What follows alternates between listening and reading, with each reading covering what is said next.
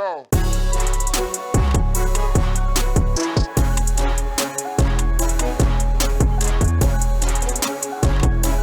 Crash and flow. The Bill Burr, Bill Maher thing was One of the best. it was great. Yeah. He told a 70-year-old man who's done things his whole life, that shit doesn't matter. You can't have an opinion on that. Why are you having... Dude. Yeah, I really liked that interview. That was a really good interview. And Bill Burr just would not take him seriously. Or sit up. Yeah. Bro, sitting here and smoking a cigar. Like, screw this whole thing. Yeah. And then, but you know what? Here's the other thing is that Bill Maher is supremely Arrogant. Yeah. Supremely arrogant. And the thing is that if you see him on his podcast, you see him on his show. Right. It's about the same. Right? His like the way how he speaks, what he does, it's all the same. When he was on Joe Rogan for 3 hours, I'm like, this dude is weird. He's not the same when it's an uncontrolled environment. Yeah. When it's his own environment, he's a little different, which is what we normally see him as. But like if you take him in a position where he has no control over it, like on the Joe Rogan podcast for like 3 hours, I'm like, man, this guy is without his own guardrails and his writer or his pre-thought about like Dude, he stuff. doesn't do comedy shows. He's got nothing. He just does, he's like, I don't have to work it out. I could just do it on stage. And I was just like, if I see this guy in heaven, I'd slap him. Well, would that get you downgraded in heaven? Can you get downgraded I think that you are so at peace. that you wouldn't slap Bill Maher? Bro, imagine what you would be doing. I'd be watching a video, like I would be halfway through the Cretaceous period. Right. Right? Or I'd be in it Yeah. at that point. I wouldn't even be, like, I wouldn't even know who's going around. Right. I wouldn't be paying attention to nobody. But if you're riding a dinosaur and you Bill Maher's down there, you're like, bite him. You're like, if he happens to cross my path. come on, Allosaurus. Yeah. But, I'm way too busy. No, I'm with you. I'm Also, way too busy. Yeah. Plus, in my heaven, you get to like ding, and then you get, wrestling ring pops up, and you get to wrestle a guy. To your satisfaction. I would I'd be replay Halo 1 to 5 as Master Chief. But also it would be me doing it. Also as like a 16-year, like at my peak enjoyment of that would be, Yes. that would be the thing. Yes. I read Harry Potter the first time reading Harry Potter. Oh, I know. Yeah. You would have like a Men in Black eraser, and you'd be like, Harry Potter. Harry Potter, while reading it, I was thinking, man, this is so good. I wish I could just like reset my brain. Yeah, erase it and read it again. That would be a fantastic service because How do you know you're not going through it right now? what, a reset? You're just like, hey, I want to live the life of, I don't know, nothing special, like an engineer who has like fun hobbies and travels around a bit, but just like a fun, normal life, but like a better life than most people. I wouldn't request this from her. It depends how bad your how bad life the previous was. one was. was. Because from a perspective of a certain person, you're in heaven, right? Like, truly. For sure, yeah. Yeah. And maybe this whole time you're living is just like 2 seconds to them. Like, oh, I experienced it. It was Pretty good. sure I would have edited out That's that true. screen falling on my toe. Right? I wouldn't edit out my first engagement breaking off in retrospect. I'd be like, hey, look, these are the things that you need to grow to become a full formed person emotionally. But like there's some stuff where I'm like, hey, I don't know the benefit to this. I'm okay with just removing it out of the way. I'm okay with that. The first time they made The Matrix, it fell apart because It was too perfect. it was too perfect. So this time, Yeah, you're right. You're like, you know what? Also, fuck his toe up. Yeah. No, just drop something on it. Like what? Not just something that will make us drill it later. Because he's gonna have this conversation with his buddy later, and we need a cover. And so there it happens. Man, I really should rewatch. There's a lot of movies I want to rewatch now, seeing that we're not getting the good stuff from movies these days. There's an interesting, not concept, but there's an interesting idea / observation that is making the rounds in YouTube movie, YouTube like video essays that's on movies, and it is the phenomenon of all new movies or like postmodern movies in the recent 5-10 years is all irony. They're ironic. So the shtick. Okay, so hold on. I haven't even actually spoke this out loud. So this is gonna come. This is gonna come out as being disjointed. I don't even know what an ironic movie is, really. So there is no more. Movies are not made Okay. with a level of complete honesty. Hmm. And what I mean by that is movies these days, there's a lot of lines within the movie that makes reference on how absurd their situation is.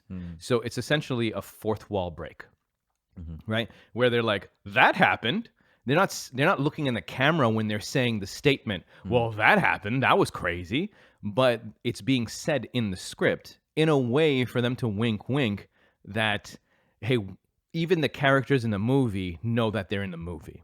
So this is what is ironic. Okay. So like, the observation of Gen Z is that they do a lot of things ironically. So they're doing it for the giggle of the fact that it's we know that we're doing it for a laugh. We're not doing it honestly. So you think the movie is influencing the Gen Z to do things dishonestly? I don't know. I haven't really gotten. I thought that's what you just said. No, I'm not saying that I'm not saying that it's influencing generation one way or another. All I'm saying is that movies nowadays are are from the lens of ironic. Gotcha. So it is a lot of this wink wink. We're all in on the joke that this is crazy, right? There's 9 people that are gonna break open this bank, and they don't do it with a thing like, so an example of this is this. When you watch Lord of the Rings, there is no part in Lord of the Rings where they make the statement that points towards how crazy it is that they're in this situation. And you will see, like, especially when you watch these YouTube videos, they show multiple examples of new age movies, like, you know, Barbie or whatever, like a lot of Marvel movies, right, where they make reference to it. So like they're narrating their own storyline and pointing at the absurdity of it. Can I point just one flaw with that example? Which example? The Lord of the Rings one. Oh yeah. How are these people going to point out anything is absurd? They're orcs and hobbits and wizards and that's elves. the thing. If they made the movie like now and it was following the same sort of shtick and that is new age, right? Then there would be something within the dialogue that would be like, it's crazy that these guys are on elephants, right? Right. But there's no earnest. They've lost earnestness. No, the only reason I was saying was like it's one of the craziest worlds to be like.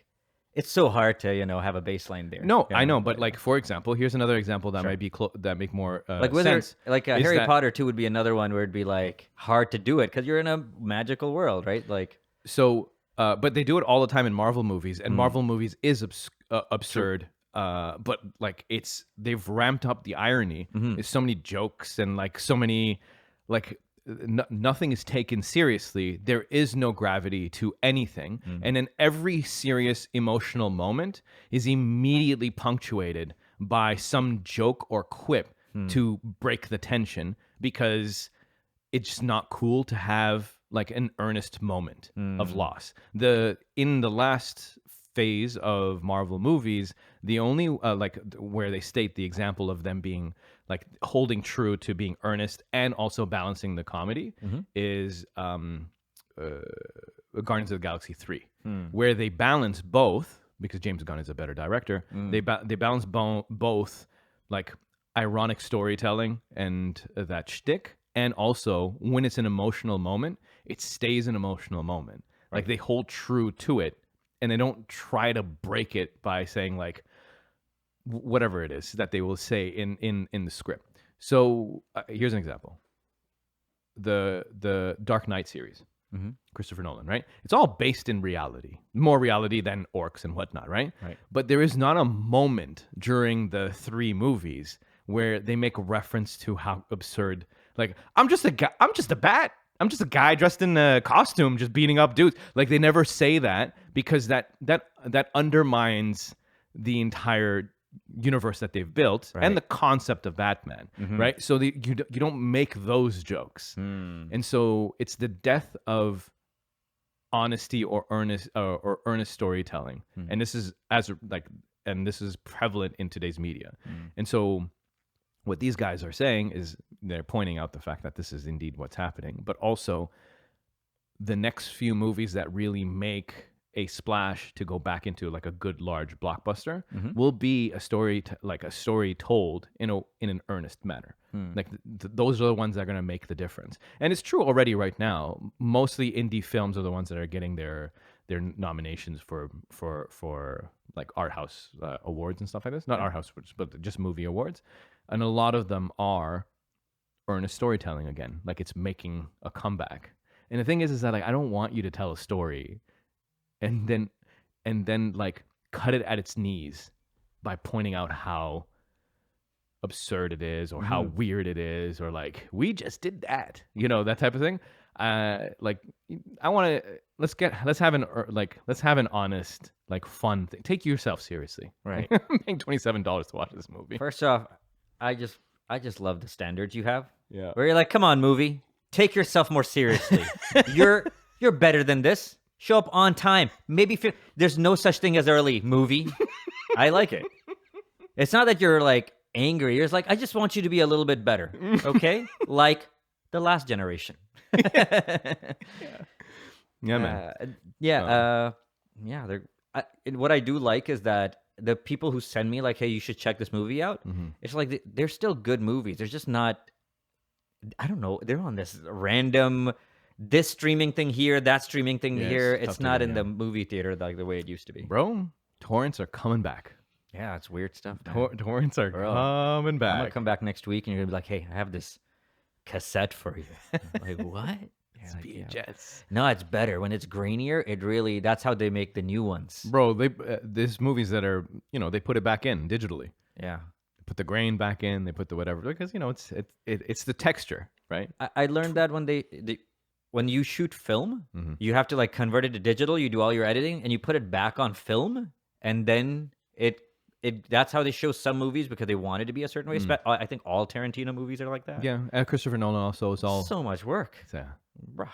I love it. I know. I love a purist. I love it. I want you to take it in like import. I want you to take it seriously. I want all of your characters to take it seriously. I want your writers to take it seriously. Like they were talking about Christian Bale and his dedication to the art. Also, like Christian Bale is known like he drives an old Toyota pickup truck. He's never shown his kids or anything to the media. Obviously, he doesn't have his own Instagram account or whatnot. Right. So, everything is private. The only thing that it's like he's a true artist, right? He goes in, he acts, he does his movie, he does his press junket, and then he just retreats back home. Yep. Right. And he's also been like famous since childhood. Yeah, he was. Yeah. But when they were talking about him in various roles and stuff like that, each one of them he takes seriously. He's reading the book. Like the American Psycho, the tremendous amount of method work to be done for him to be able to be that. And of course we know that his dedication and his discipline for him to make his body like machinist small. Yeah. And then after that he was Batman. Fantastic. And then after that he became Mark Wahlberg's brother in The Fighter, like a meth head looking guy. Back down like an alcoholic. And then he became the Rumsfeld. Donald Rumsfeld? Yeah. Really? Yeah, big. Well, yeah, that's probably a fat suit. Right? He didn't just get fat. No, he got fat. Shit, it's not good for you at that age. Chris. It's not. Calm down. No, I'm not saying that he didn't use a fat suit, but he got fat also. Gotcha. And then, added to it. Bro, have you seen him sing? No. So the earliest movie I saw him in was Newsies, where he's an orphan with other orphans that live in an orphanage, and they deliver newspapers. Right. It's called Newsies. Okay. Friggin' fantastic. Really, eh? Bro, the dancing, orphans dancing in New York who deliver newspapers and This shit. is a musical? Yes, it is. It's called Newsies. Okay. N-E-W. I'm just going to put IMDb Christian Bale for now. Yeah, Newsies. You got to put on some songs, baby. I'm saying. And then try to get pulled down. There's some good tracks. Okay, let me just close the rest of this. That's also one of those cool things where it's like this guy got into it in his early teens and then was like, hey, I'm going to start taking this seriously immediately. Like American Psycho, there's... I was watching some stuff. He actually took a little bit of time off because as a kid, it was kind of like he didn't like the movie, like the way how the system works and stuff like that. Right. And then his mom's like, okay, you don't have to do it ever again. And his dad was like, read the script, read it, just let it, and then he got back in. Okay, so am I correct in What's his earliest? I want to know too. Dick Cheney. Sorry, not Rumsfeld. Sorry. Dick well, Cheney. yeah, that's Dick Cheney. definitely a fat dude. All right, let me bring it to the bottom there. Jeez, this is so many movies. Yeah, Yeah, that guy's worked. That guy's have done some serious work. What's the first one year? 1986. Okay, 1986 was Anastasia: The Mystery of Anna. Newsies 6.9. That's pretty good. 1992. 1992. I was 9. Okay. Portrait of a Lady. Little Women. Pocahontas. He was in Pocahontas apparently. Yep. Okay, Velvet Goldmine. I don't know none of these movies. American Psycho. So obviously. American Psycho. That's big. Apparently he was in Shaft. Had no idea. Captain Corley's Mandolin. Reign of Fire, baby. We've talked about this in the podcast. So it's What one a of the greatest fantastic movies. What a fantastic, setup, world, opening scene, then cutting to where they are now. Just An honest movie about dragons. an honest movie. Nothing ironic. They were Nothing ironic, baby. Dragons, right? Oh my God. This is a wild time. Right? Yeah, it took that shit seriously. Equilibrium. Freaking fantastic. The gun kata, Yeah. insane, bro. Is it also, though, I did that during the pandemic with my wife, though. I'm like, this is a crazy time to live in? Mm-hmm. Isn't that honest, too? Even though it's also because we're not in a movie. All right. Equilibrium, dude.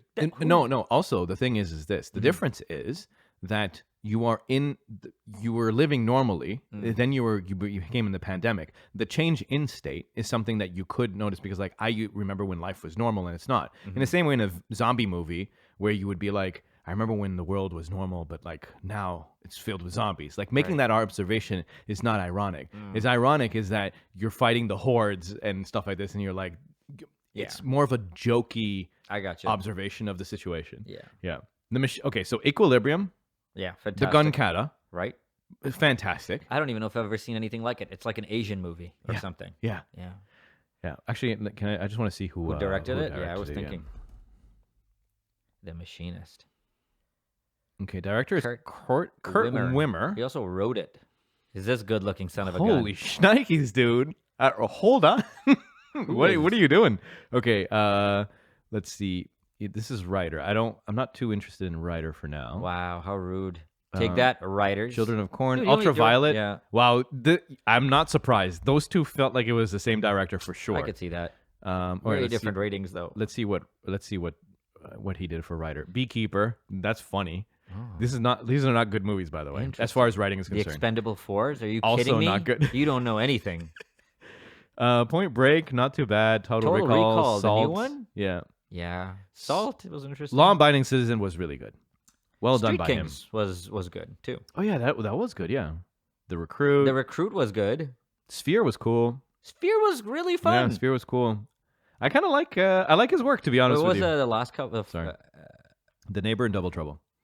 Double Trouble was a movie. I saw that recently, just ironically, on YouTube. Like, this was a movie? Oh, right. Look at that, Him bro. with those hair. Imagine writing this. Yeah. And then casting, and then we're like, we found them, and getting excited, and then making Double Trouble.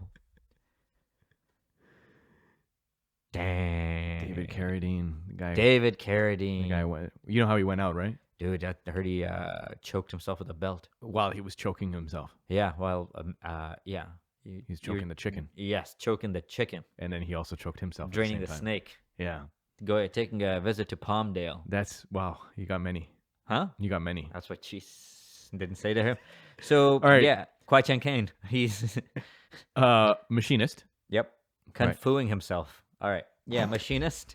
Machinist. This man apparently was freaking in Howl's Moving Castle. That's amazing. Harsh Times. And then, hey, I'm just going to become an icon. Batman Begins. Batman Begins. The New World. Rescue Dawn was really good. Prestige, Some of dude. these movies, by the way, I was watching his sort of like a guy was running through his filmography.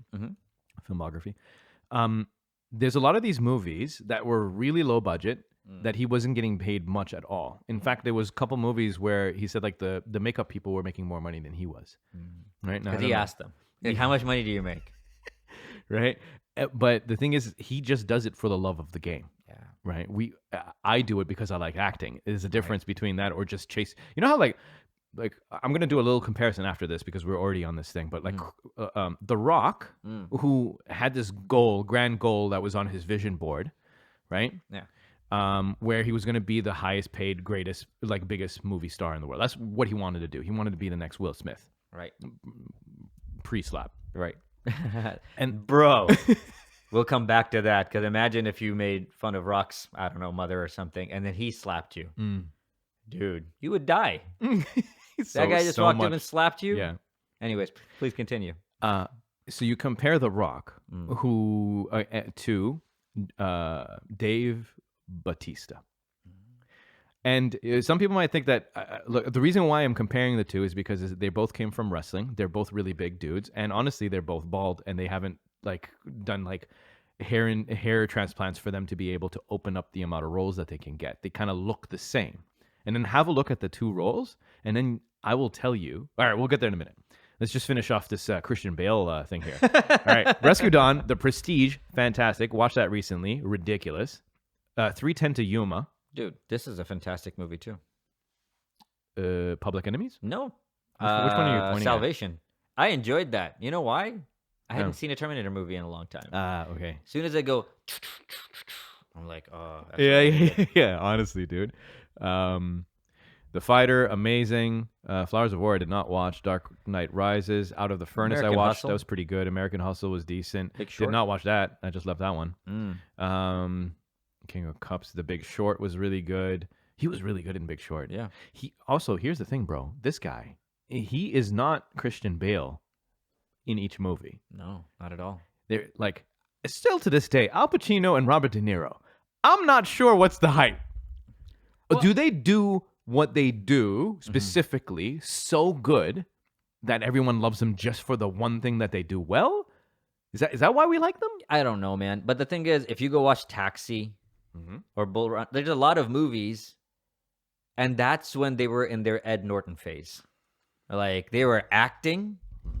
Ed Norton, just while you were going over this, he's in Wes Anderson movies, and they asked him, like, hey, like, why are you in so many? He's like, first off, these are negative in terms of how much I get. I have to do product commercials while I'm doing these movies, so I have money coming in. But, like, they had, as people get older, we are only seeing them in their 60s and 70s. I've never seen Al Pacino not be Al Pacino. But I have, both of these guys used to be, like, Oscar-nominated, like, the best actors of a certain time. So it's just... So here's what I'm thinking. You ever seen Morgan Freeman not be Morgan Freeman? He's 80 years old. What do you want him to do? There's more range with Morgan Freeman than I've ever seen with those two other guys. We're going to watch Taxi or something together. Okay, we can watch it. I think it's one of those things where it's like, early UFC? Okay. I'm like, no. The fighters in earlier UFC, right? It was fun to watch. It was electrifying, but they weren't as talented as the multidisciplinary fighters that we have now, right? And so I think it's just a different pool of talent. Back then, what they brought to the table was amazing, but it was also because the depth of talent wasn't that deep back then.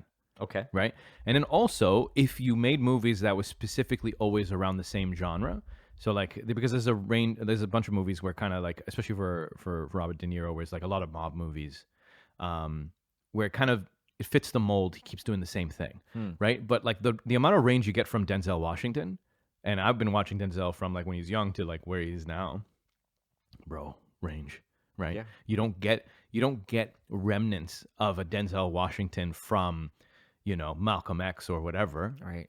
Actually, that was more of a character piece, but everything should be taken seriously as a character piece. But nonetheless, you don't feel him in and out of different movies. They're each movie that he's in, he portrays it as uniquely as possible. In the same way that Christian Bale's Batman does not show up at all in Equilibrium, or I guess that would backwards. Be ridiculous. I'm in Equilibrium. So, but if you watch, let's say, The Godfather. Yes.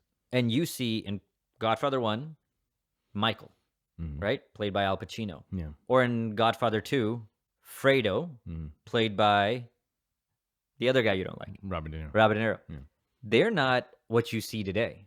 They are actors. Godfather 1, you don't see Al Pacino. You don't even, if nobody tells you this is Al Pacino, Yeah, you would. you're like, who's this Italian guy? Right. He's coming up or something? Right. But, like, he didn't peak. Like, even when he was in Heat, he's like, and she's got a great big ass. Like, they're both the same. I think, I freaking find it so annoying that they're same. He's a caricature of himself. It's true. I think you're asked to, I think when you're young and you're an actor, they give you stuff that is, you have options and you select the things that build your career out. You just went over Christian Bale. Sometimes like people would just write stuff for you and it's just, yeah, it is the same juice. Like it's the same texture and you perform it maybe similarly. It's not that you don't have range. It's just that in this area of being loud, yeah, you don't have range. He doesn't have range, man. But back then he did, maybe. Yeah. no, but he was also getting to do a role where there's no screaming in Godfather 1. But like I'm telling you, like these guys, He looks at the especially they camera should also. and he goes, Fredo. Do you know the scene? It's Bro, been a you while. gotta watch It's Godfather. been a while. It's, But what I'm saying is this, right? There seems to be these two guys seem to have plateaued at some point, much more earlier in their career than I would have expected. For me to see the exact same version of them in the subsequent movies. Who plays as Thor's dad? Thor's dad, the guy Yeah, from I know. I know what you're Silence talking of the about. Lamb and Yeah. stuff. Do you see a lot of range with that guy? Well, I'm giving you the example of like Christian Bale, who is like now in his late 50s. He's not. He's like literally 30 years older than Al Pacino and. No, Robert I understand De that, Niro. but like the thing is that like as we can see right now, Yeah. the range seems infinitely more versatile. Oh, yeah. As time has gone on. So like I would use him as an example. I would use like even Ed Norton. But from their era, from like because my Oh, take I see is, what you're saying. First off, this guy Yeah. actually likes to do difficult things and changes his body Right. to become those things. This is a wrestler mentality. He's different level. Some people like doing hard things, Right. Yeah.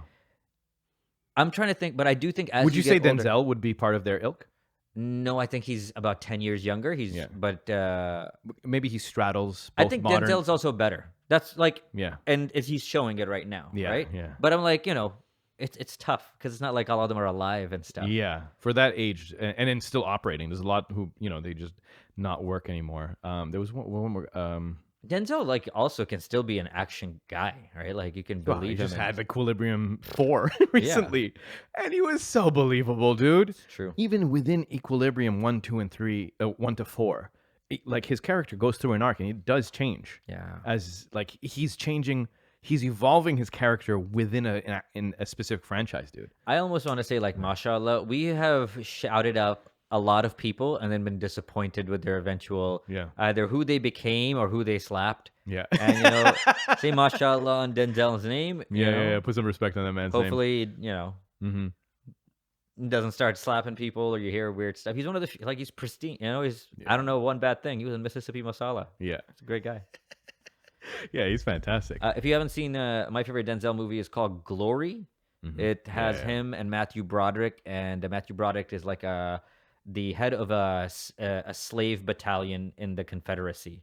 And man, friggin' Denzel is great. Friggin' Morgan Freeman's fantastic in that movie. Fantastic movie. Man, this guy. 1989. This guy. Can you play the trailer for a second, or that you can play a trailer, right? No, I'll get pulled. Son of a bee. Turn that down. Oh, so this is not the trailer I want. I want to see just hard scenes. Like, come tell me to my face. That's what I want to see. Yeah. No, this guy is. Look at these actors, dude. Yeah. This guy died, eh? Yeah, Andre. Did he die or did Yeah, he someone- died. Oh man, Yeah. he was in a lot of great things. Yeah. All right. Dave Bautista. How deep are we in? We do this. We watch the clips. We're done. Sounds good. Okay. So what I like about this guy is, He has a hair in that one. Did you see that? yeah, I didn't see that movie. Okay, Nobody did. you know the discerning. You know there's actors who know how to choose their roles. We just saw one, Christian Bale, Tom Hanks, right? Fantastic. Another like older actor that, although it's in the same realm of like him being the everyman, right? he is different. Like Toto, like he's when he's an old guy who lost his wife and then he's just grumpy. And it's just a story about him getting out of his grumpiness, and he's very late in life, and is a neighbor who like kind of pulls it out of him, and it's really cool. It's like heartwarming and stuff like that. But then there's him as Sully, the pilot who famously saved the plane and landed in the Hudson River, right? It's different. Same face. He's different in that. I can appreciate that. Anyway, so Dave Bautista. So what I was trying to say is that like there's some actors, right, who are discerning with what they choose movies. Maybe they've managed their taxes well throughout the years, so they don't have to be forced to meet the Fockers 3 or something. And I think Dave Bautista has done a fantastic job at choosing the roles and then bringing an element to the roles that is not just, I'm a big guy with a bald head, with an eyebrow. This is what I do. I stare at stuff. I wear the same T-shirt. I'm always in the jungle. Right. This guy knows and chooses, and he's careful. As a result of him being careful, and I think he's also name these careful movies. Yeah. As right. Okay, hold on. Let me go here. Does that say Nissan presents Thrill Driver? Yeah, he was in a Nissan commercial. Okay. IMDB will collect anything as an acting credit. Okay. Bro, hold on, doesn't count. These are just Summer Slams. Yeah. WWE SmackDown. A lot of WD. Excuse me. So it SmackDown. starts. Okay, so Chuck, which was a fantastic TV series, by the way, but I think he was just a guest over here. Riddick.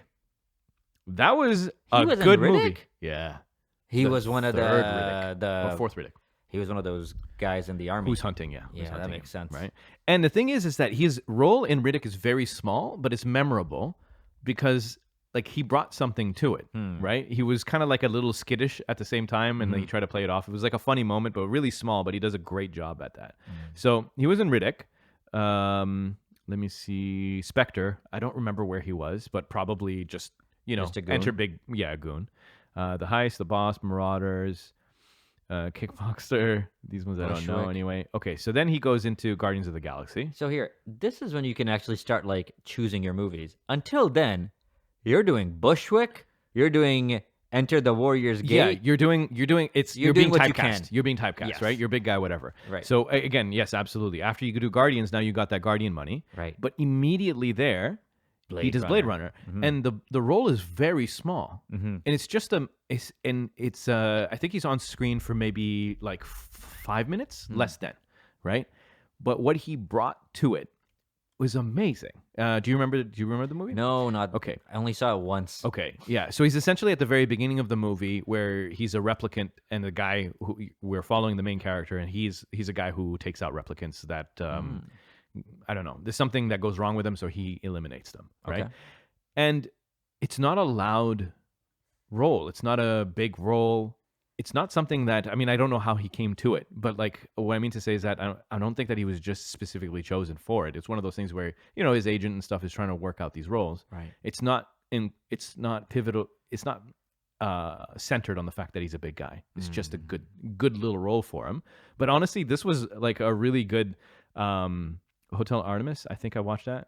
Yeah. This was really good too. It's one of those B movie action movies. Those are fun. It's like in a post-apocalyptic city. Yeah. Where like things are going crazy. Click on it. Yeah. Yeah. Go ahead. I think you'll really like this movie actually. This was really fun. I totally forgot about this. Oh, okay. Has that lady? Yeah. And that dude? I'm Those good at guys. this. If you're listening, I'm infuriating. He's like, Jodie Foster is the nurse. So basically, it's like a hospital where like they will say yes to anybody to come in. Like if you're a mob guy or if you're a whatever guy, we'll come and fix you. Gotcha. Right? Dude, look at these names though. You got Zachary Quinto. You got Sterling Brown is really good too. Jeff Goldblum, yeah. Jodie Foster is a powerhouse. Yeah. Yeah. She was one of those early Kenneth Choi. I'm also coming very out. I was like when it wasn't cool.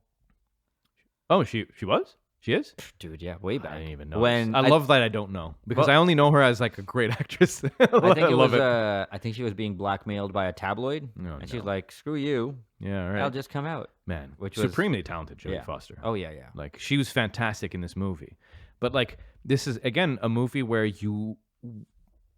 it's not that well known. It's small. It's one of those things where it's all in one set, kind of, right? So like, it's a much lower budget. He does a great job in that. Amazing emotional range. That was really good. Yeah. Stuber was good. I didn't realize he just kept doing WWEs, even though, Bro, I wonder how much he was getting paid for those. he must. My Spy is meh, but Yeah, then, that's definitely meh. bro, Dune. that's it, baby. Have you seen this TV series? Yes, Saw an episode. And I it saw was- only the first season. I haven't gone around to finish it. Ah. It is cool. It's It a is great cool. concept. Did it get canceled? Because I always get scared. I only watched one episode. Is how did I was like, that was fun. Yeah. And Jason Momoa is really fun too. I won't lie. Maybe I'll try to see if I'll look into it and see if I can watch Dexter. it. 3 seasons. Yeah. Anyway, Dave does a great job. Army of the Dead, of course. All of these is kind of like a give me. Glass Onion, Little Demon, Knock on the Cabin is very good. This is an adaptation of a novel. And the thing is that it's like 4 strangers that walk up to a cabin that's currently being rented by like a couple, gay dudes and their daughter. Okay. And then they said, for us to save the world, we need to kill both of your parents. Oh my. And I mean, that's all I can say Ooh. about it. But it's like Okay. 4 random strangers all come together to go to this cabin Wow. to say, if we don't do this, the world falls apart. Whoa. It becomes hell. And then it's these guys who are trying click to on it? Yeah, go ahead. I just want to see I'm like, show me the poster.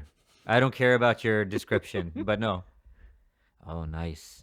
Yeah, man, this looks totally. Oh, it's a Shyamalan. Oh, is it a Shyamalan? It's Okay, yeah. But he it's not his work. I don't think it's based on a book. So he's adapting it. Okay. Yeah. Well, he can build some, Yeah. Again, another role that is not incumbent on the fact that the dude is a big guy. Yeah. Right? He's actually bringing acting chops to Is it. this Rupert Grint? Mm. Who's the? Oh yeah. It is Rupert Grint. Yeah. Redmond. So This funny. was a fun movie, dude. That's so funny to name the redhead Redmond. Yeah, you with the red hair. You're Might Redmond. as well. Just go with it. Sick. Yeah.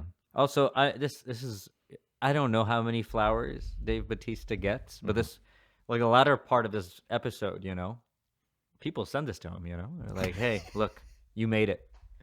I love it because the thing is that it feels like he's centering the importance of the role over becoming like a lead action star or lead star, right? So it's like he's almost approaching this from a point of humility and I'm doing this for the art. Like I'm not going to even characterize myself. Mm-hmm. And, I'm just gonna do the roles. I love that I wanna do. it's just like, hey, I'm gonna do the roles I want to do.